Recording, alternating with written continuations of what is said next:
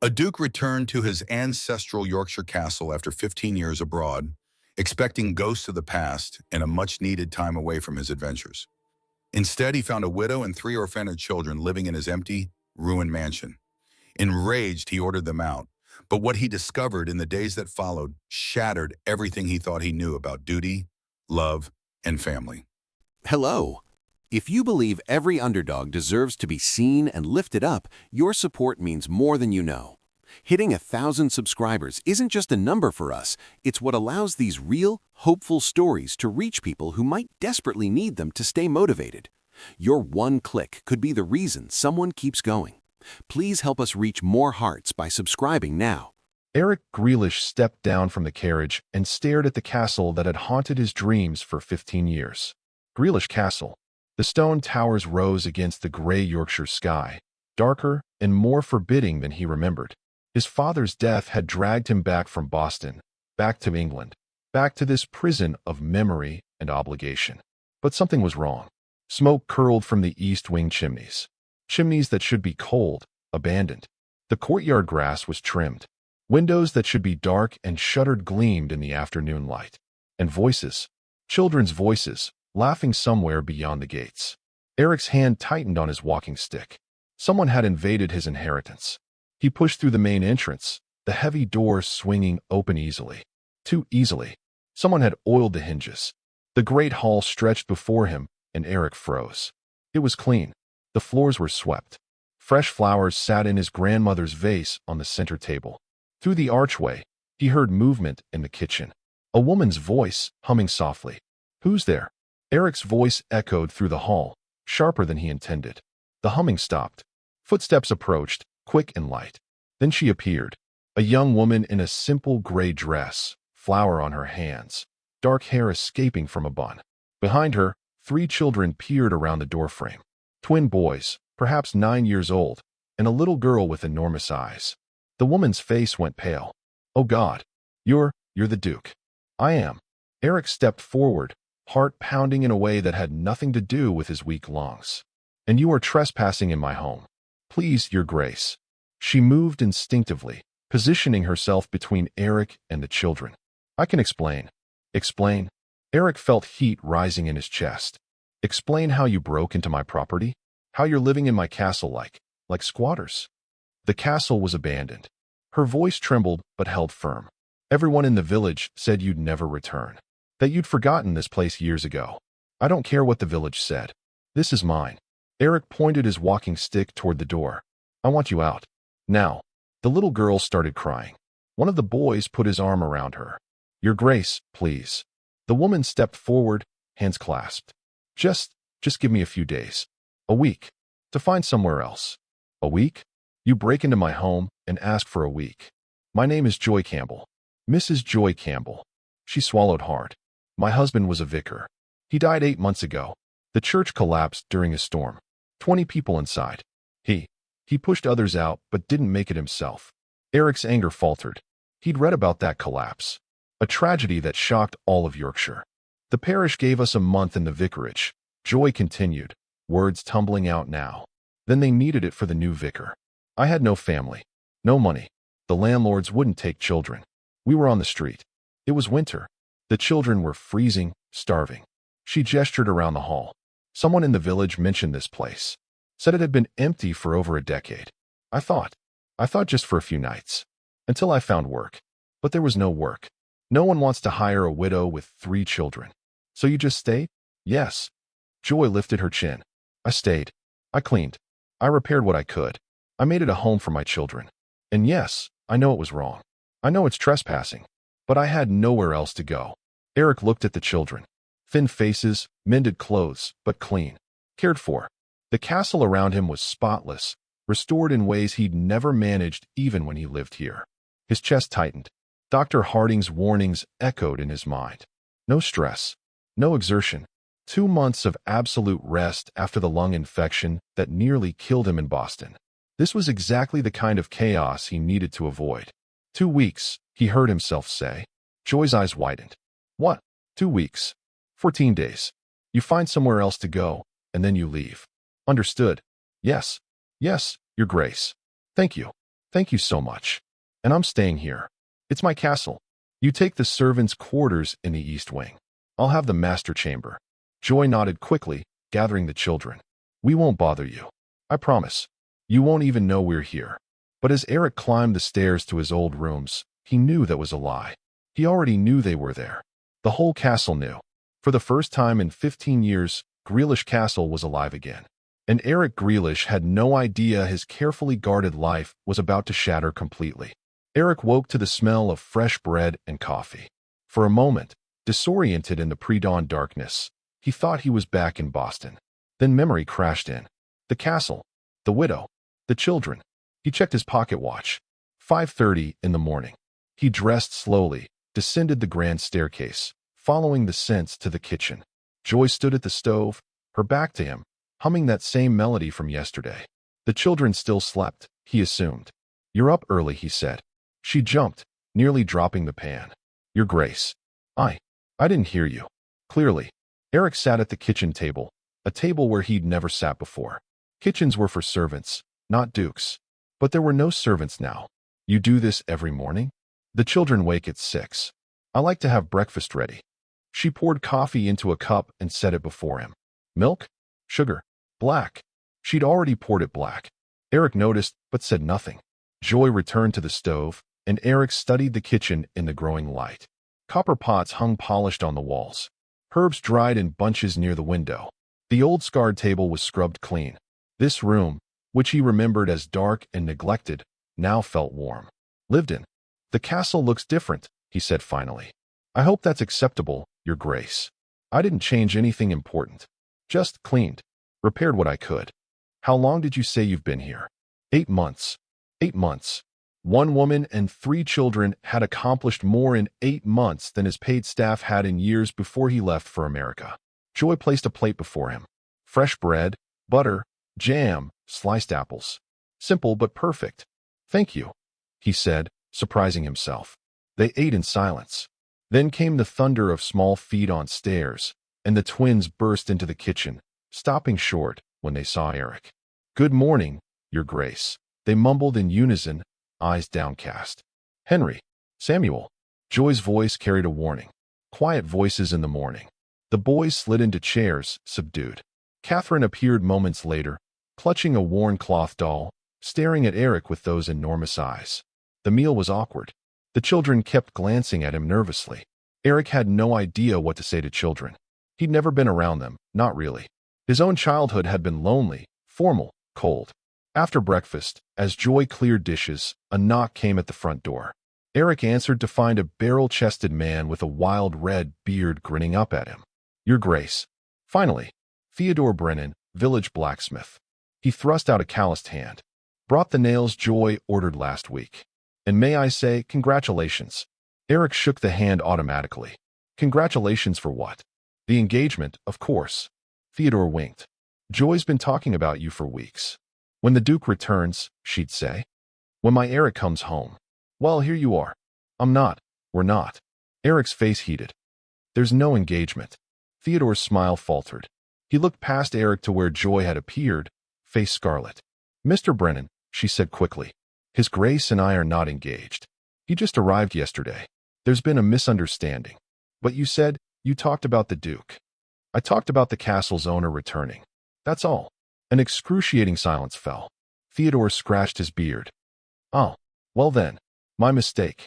He set down the nails and backed away. I'll just be going then. After he left, Erik turned to Joy. You talked about me in the village? Not like that. People asked who owned the castle. I told them you'd been in America, that you might return someday. She twisted her apron. I never said we were engaged. I would never presume. I know. Erik rubbed his face. Forget it. But the damage was done. By noon, half the village would think the Duke and the widow were involved. Exactly the kind of scandal he didn't need. That afternoon, Dr. Nathaniel Harding arrived in his buggy, carrying his black medical bag.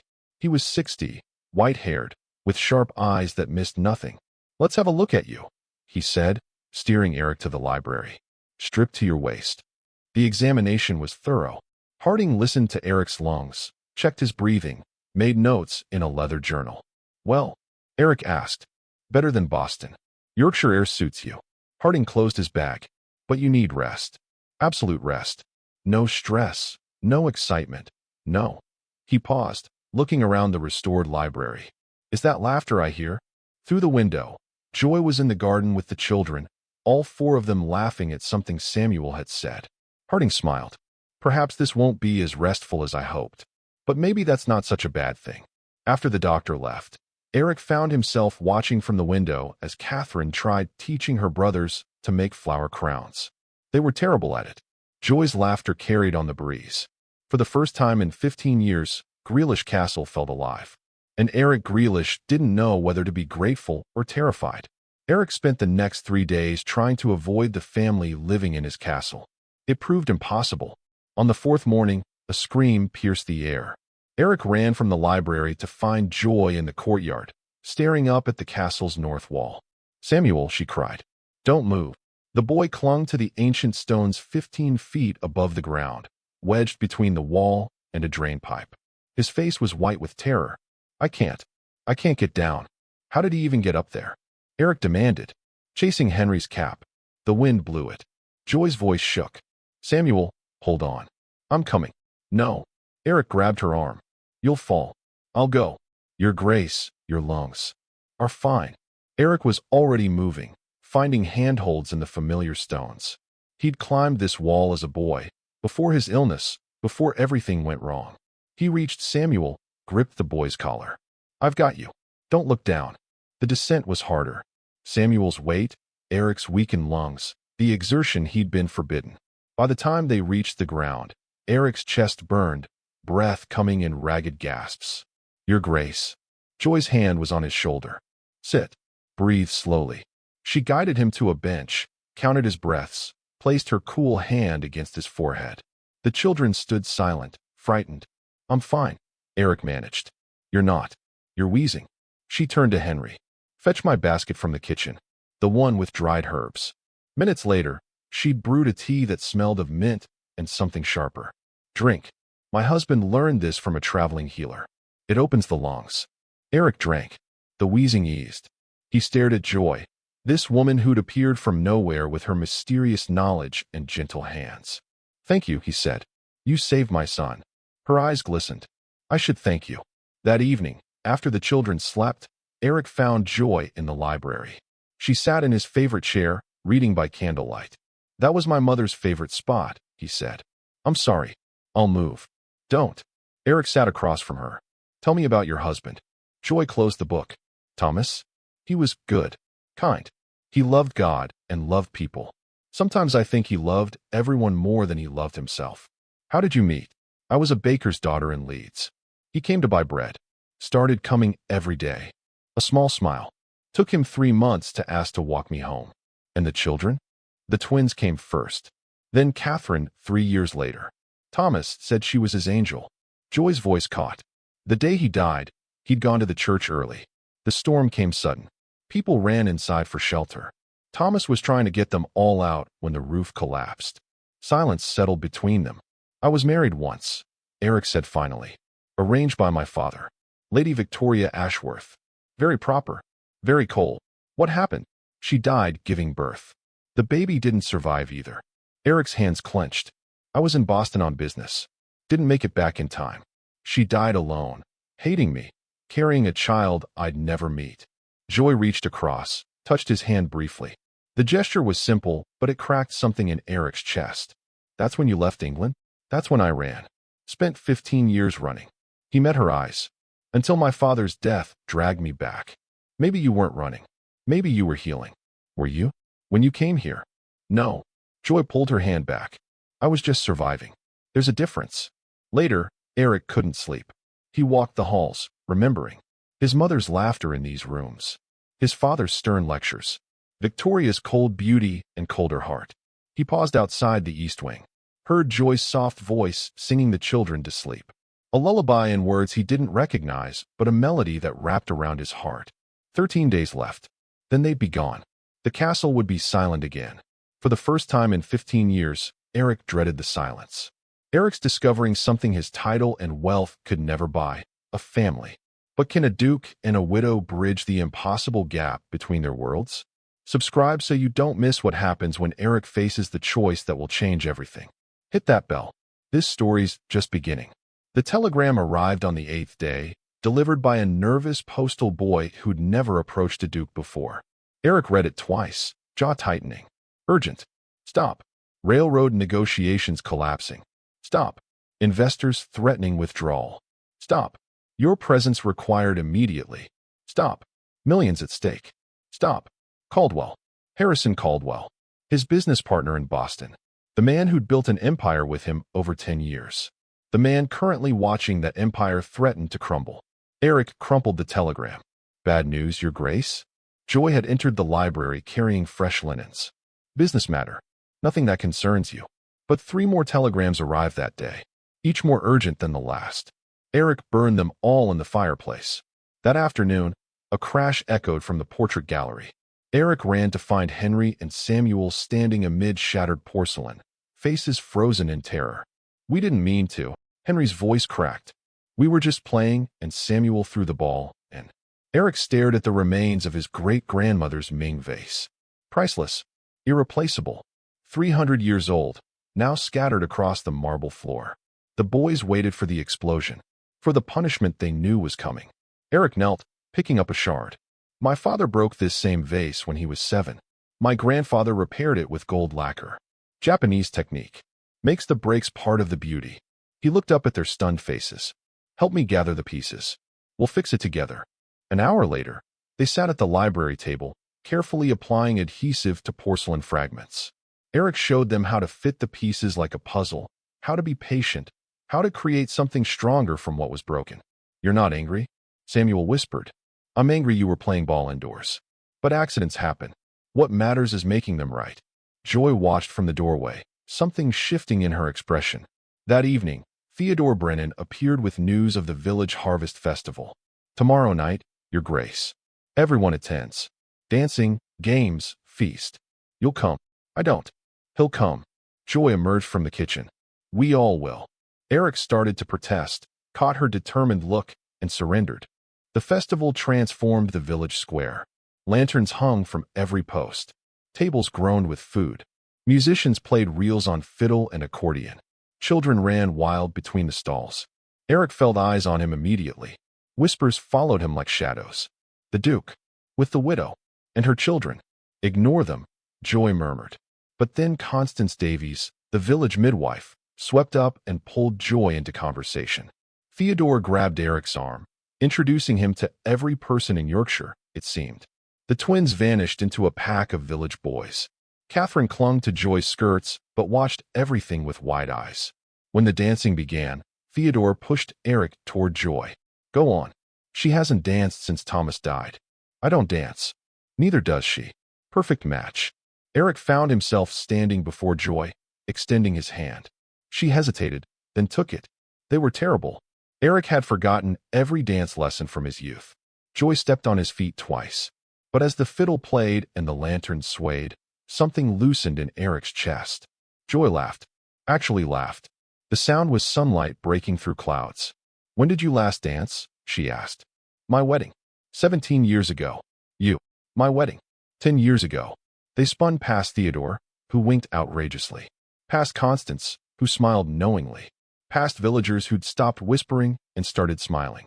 They think we're courting, Joy said quietly. I know. Does it bother you?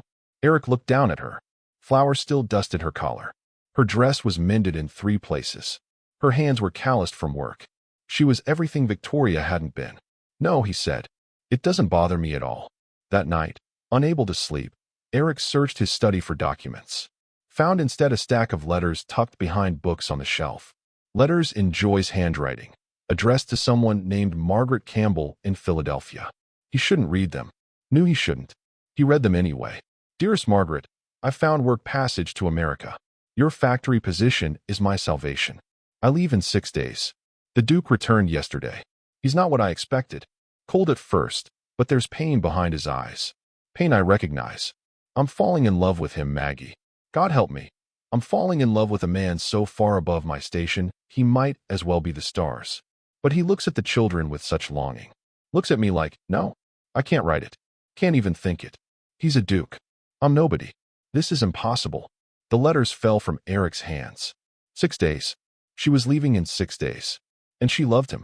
Erik found Joy in the garden at dawn, cutting herbs for breakfast.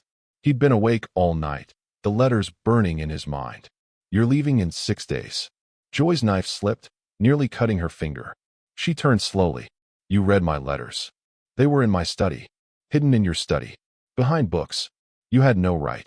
Her voice shook with anger and humiliation. You're going to Philadelphia. To work in a factory. Yes. My sister arranged it. I leave next week, earlier than we agreed, but it's better this way. Better for who? Joy set down the basket. For everyone.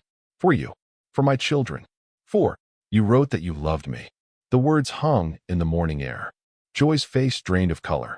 You had no right, she whispered again. Do you? Erik stepped closer. Do you love me? It doesn't matter. It's the only thing that matters.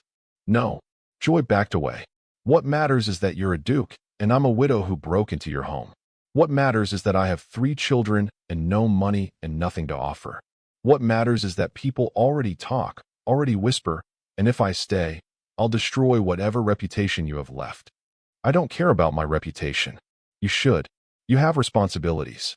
A title. A legacy. I have 15 years of loneliness and a castle that felt like a tomb until you walked into it. Erik caught her hand. You want the truth? I haven't felt alive since before my wife died. Haven't wanted to feel alive. Then you appeared with your children and your determination and your ridiculous ability to make coffee exactly how I like it without asking. And suddenly I'm breathing again. Tears spilled down Joy's cheeks. Erik, please don't. I love you, Joy. I think I've loved you since you stepped between me and your children that first day, ready to fight a duke to protect them. Stop. She pulled her hand free. You don't know what you're saying. You're grateful, that's all. Grateful for the company, the distraction, but that's not love. Then tell me you don't love me. Tell me those letters were lies. Joy opened her mouth, closed it. Tears came harder now. I can't, she whispered. God help me, I can't lie. I do love you. So much it terrifies me. But that doesn't change reality. You're a duke. I'm nothing. You're everything. He kissed her then, right there in the garden with the morning sun rising behind them.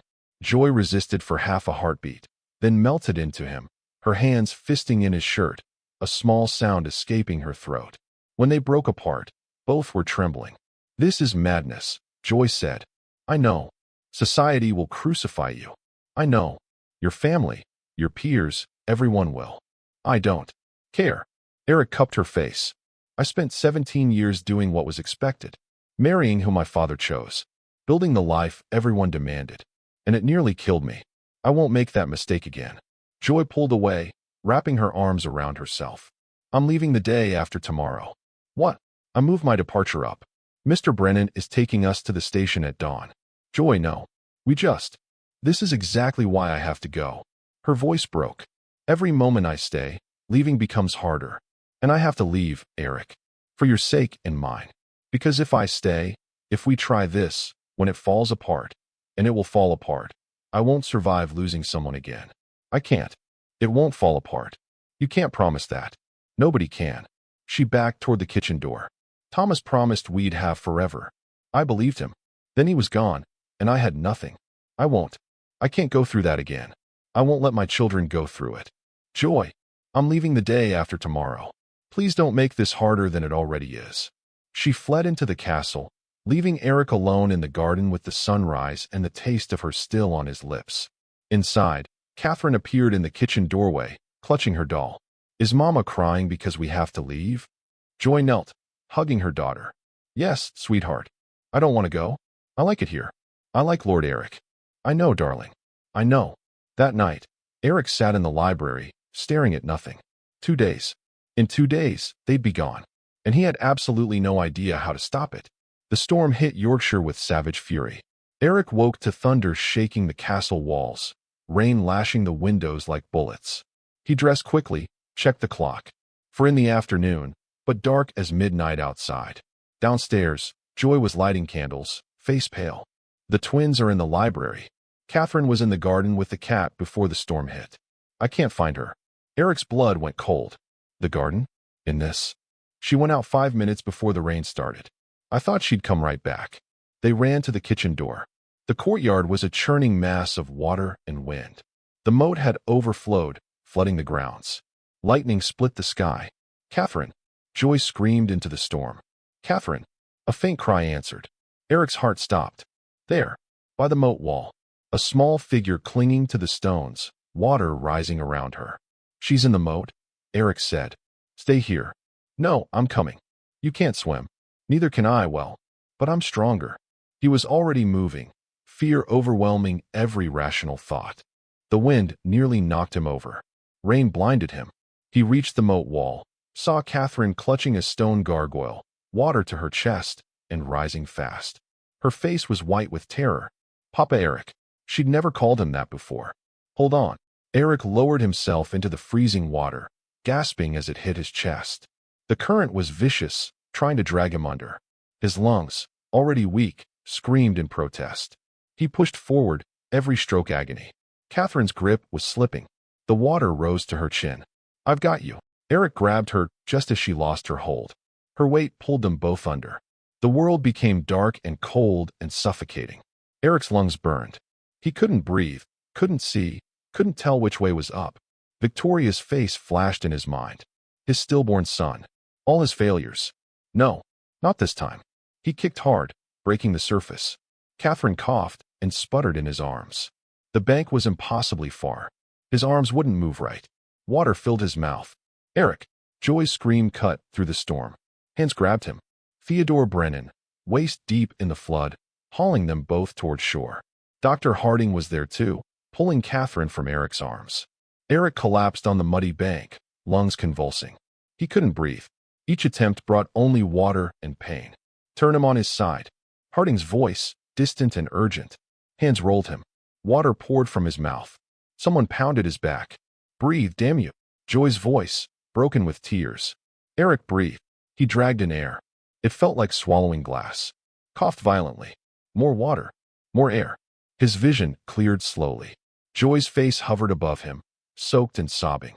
"You stupid, heroic, impossible man." "Catherine," he managed. "She's alive. Breathing. Because of you." Joy pressed her forehead to his. "You nearly died." "Worth it." Dr. Harding appeared. "Get them both inside. Now, before hypothermia kills what the water didn't." The next hours blurred. Hot baths. Dry clothes. Harding forcing tea down Erik's throat while checking his lungs with growing concern. Catherine bundled in blankets by the fire, pale but breathing steadily. Erik sat wrapped in quilts, unable to stop shaking. Not from cold. From the realization of how close he'd come to losing her. To losing everything. Joy appeared with more tea, sat beside him. The children finally slept in the next room, watched by Theodore and Constance. "Thank you," she whispered. "I couldn't lose her. Couldn't lose any of you." Erik's voice was raw. "When I was under the water, all I could think was that I'd wasted so much time. Wasted years being afraid. Being alone. And I'd finally found something real, something worth living for. And I was going to die before I could." Joy kissed him, desperate and salt-wet with tears. "I can't leave," she said against his lips. "I was lying to myself. Lying to you. I can't leave you, Erik. Even if it's wrong. Even if it destroys us both. I can't." "Then don't." "But society. Damn society." Catherine's small voice came from the doorway. "Papa Erik saved me." She'd called him Papa, not Lord Erik. "Papa." Erik felt something break open in his chest. Not pain this time. Something else. Something that felt like hope. Erik almost lost everything in those dark waters, including his second chance at life and love. But the real storm is just beginning. Subscribe and hit the bell to see what happens when Erik's past arrives to tear this impossible family apart. You won't believe what he does next. 3 days after the storm, Erik still couldn't take a full breath without coughing. Dr. Harding had forbidden him from leaving his chamber, but Erik ignored the order. He was sitting in the library with Catherine curled against his side, reading to her when the carriages arrived. Joy looked out the window and went pale. "Erik, 3 carriages. Expensive ones." He stood, wincing at the tightness in his chest. Through the rain-streaked glass, he saw them. A man in expensive tailcoat emerging first, followed by a solicitor with a leather case. Then 2 stern-faced members of local gentry. "Reginald," Erik said quietly. "My cousin." The library door burst open without ceremony. Viscount Reginald Colfax swept in like he owned the place, which, Erik realized with cold clarity, he intended to. Reginald was everything Erik wasn't: polished, political, perfectly groomed. His smile was a blade wrapped in silk. "Cousin Erik, how distressing to find you still unwell."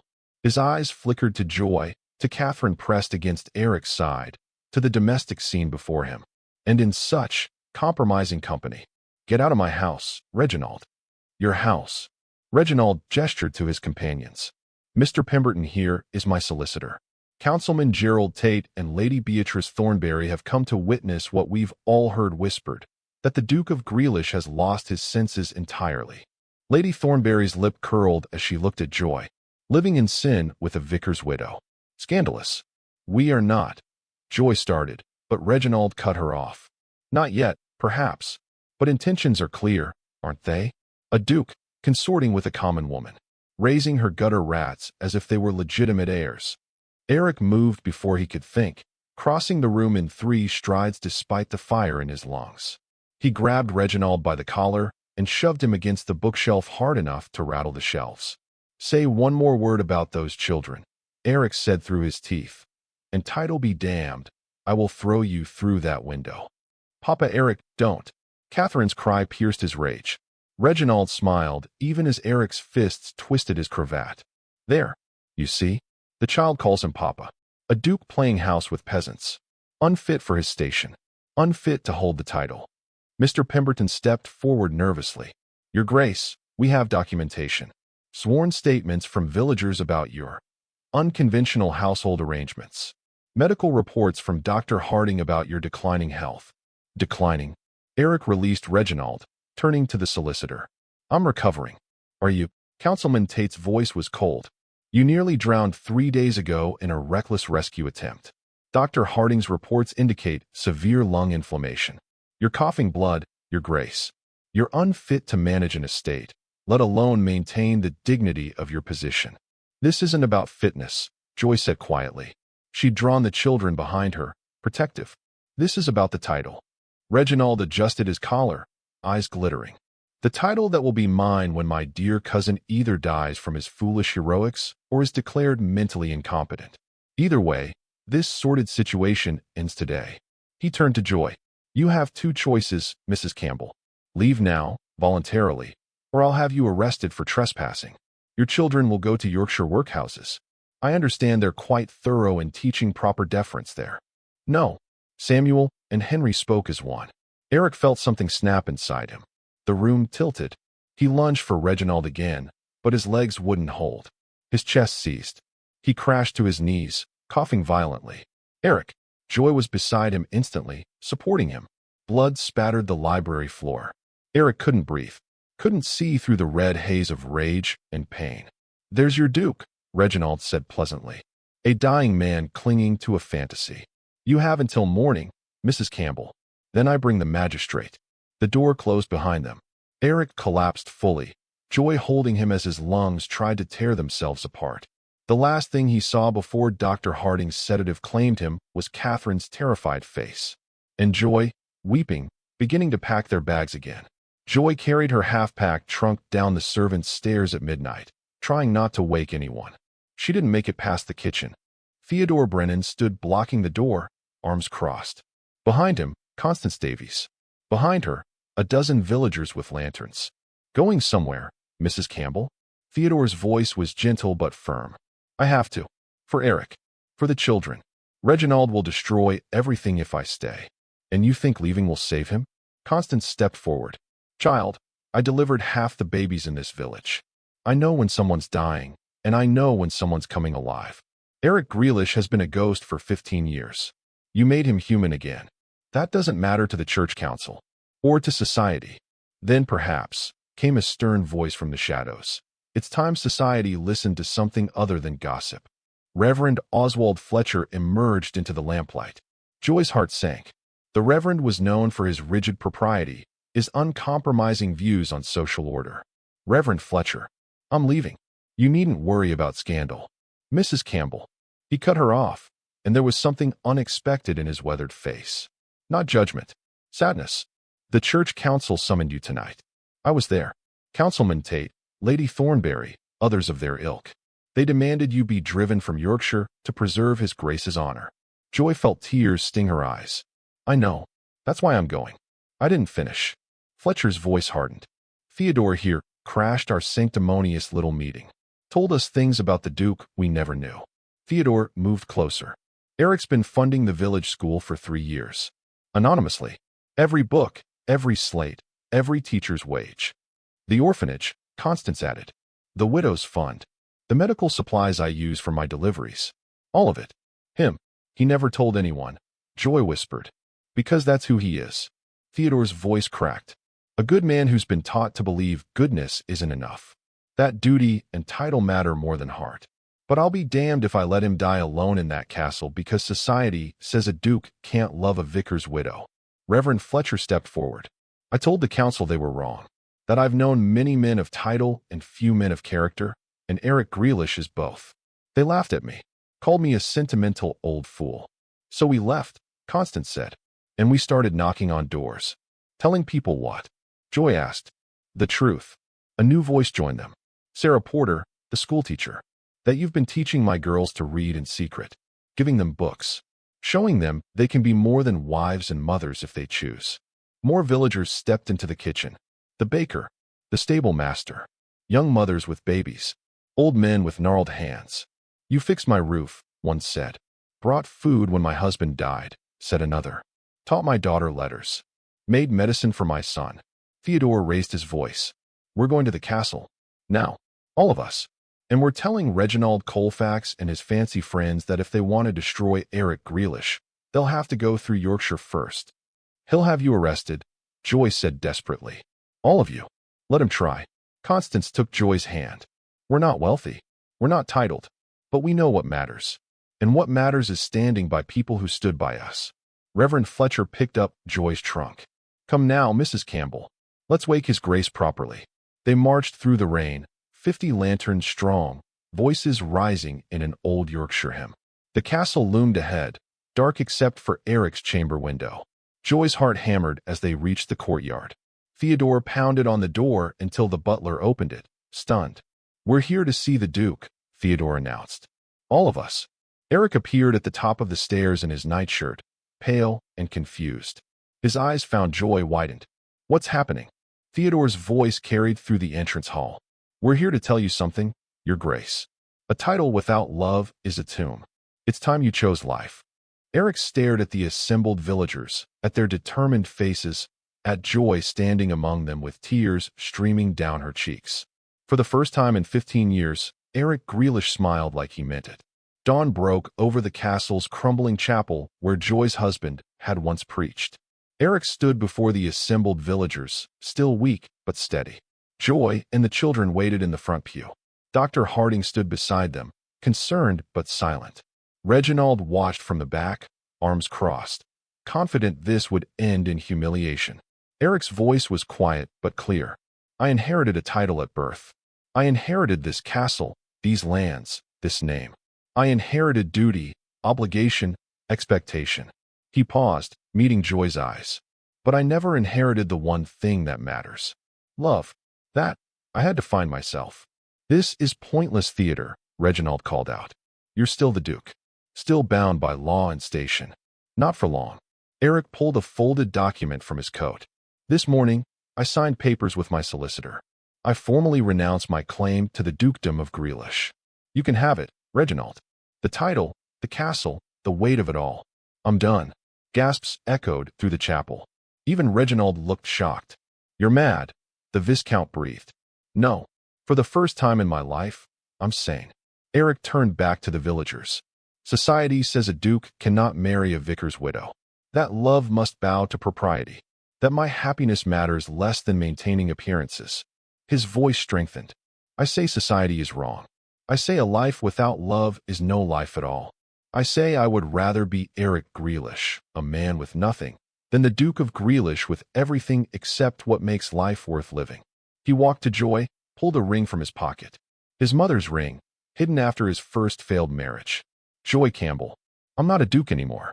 Just a man with a modest inheritance and a damaged heart that somehow still beats. Will you marry me? Will you let me be a proper father to Catherine, Henry, and Samuel?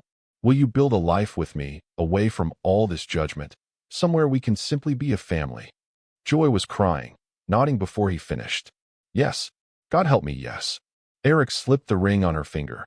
The chapel erupted in cheers. Catherine rushed forward, wrapping her arms around Erik's waist. Papa! The twins joined them, and Erik held all four of them, his impossible family, finally and completely his. Reginald stormed out without a word. 6 months later, Boston. Erik woke to sunlight streaming through modest townhouse windows and Joy's hand resting on her swelling belly. Downstairs, Catherine was teaching Henry to draw. Samuel was reading aloud, stumbling over words but determined. The smell of coffee and fresh bread filled the air. Erik had used his remaining inheritance to start a children's charity. Joy was pregnant. The children thrived in American schools where no one cared about titles or scandal. A letter had arrived yesterday from England. Reginald writing that the castle was cold and empty, that he finally understood what Erik had chosen. That maybe, perhaps, he'd been wrong. Erik had burned the letter in the fireplace. He went downstairs, kissed Joy, ruffled the children's hair. Catherine showed him her drawing. A family, stick figures holding hands, all smiling. No angry giants. No tiny people running away. Just home. Dr. Harding's last letter had reported Erik's lungs were stronger than they'd been in years. Apparently happiness was better medicine than any prescription. That evening, Erik sat on the porch watching the children play in the street with neighbor kids. Joy brought him tea, settled beside him. Any regrets? She asked.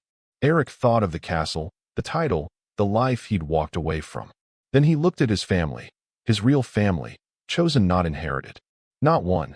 His heart, once broken and frozen, beat strong and alive. He'd traded everything that didn't matter for everything that did. He'd found home, and home had found him. Erik gave up a dukedom for love and found something worth more than any title.